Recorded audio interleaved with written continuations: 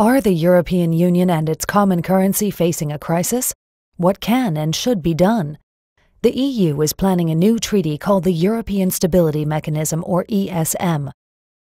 A treaty of debt. Members of Parliament all have access to the draft legislation. The authorized capital stock shall be 700 billion euros. Question: why 700 billion? Where did that number come from? And by whom and on what basis was it calculated? ESM members hereby irrevocably and unconditionally undertake to pay on demand any capital call made on them within 7 days of receipt of such demand. Question: nothing really. That part is clear. If the ESM needs money, we have 7 days to pay. Taking normal bank processing times into account, that means we have 4 days to write a check.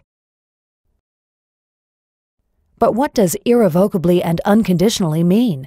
What if we have a new parliament, one that doesn't want to transfer money to the ESM?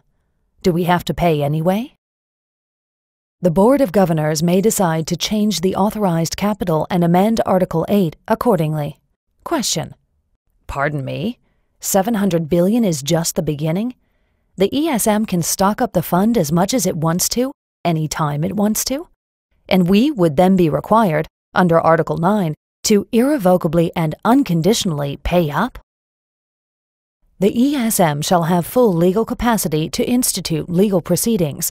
The ESM, its property, funding, and assets shall enjoy immunity from every form of judicial process. Question: so the ESM program can sue us, but we can't challenge it in court? The property, funding, and assets of the ESM shall be immune from search, requisition, confiscation, expropriation, or any other form of seizure, taking, or foreclosure by executive, judicial, administrative, or legislative action. Question: immune from judicial action was covered in the last point, but this means neither our governments, nor our legislatures, nor any of our democratic laws have any effect on the ESM organization? That's a pretty powerful treaty. Governors, alternate governors, directors, alternate directors, the managing director, and staff members shall be immune from legal process with respect to acts performed by them and shall enjoy inviolability in respect to their official papers and documents. Question: so anyone involved in the ESM is off the hook? They can't be held accountable for anything? And does the inviolability of their papers mean we can't destroy them, or that we won't even be allowed to see what's been written?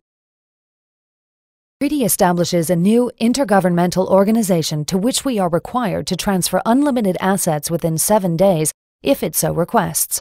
An organization that can sue us but is immune from all forms of prosecution and whose managers enjoy the same immunity.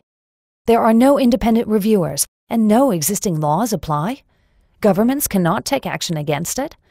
Europe's national budgets in the hands of one single, unelected, intergovernmental organization? Is that the future of Europe? Is that the new EU? A Europe devoid of sovereign democracies? Is that what you want?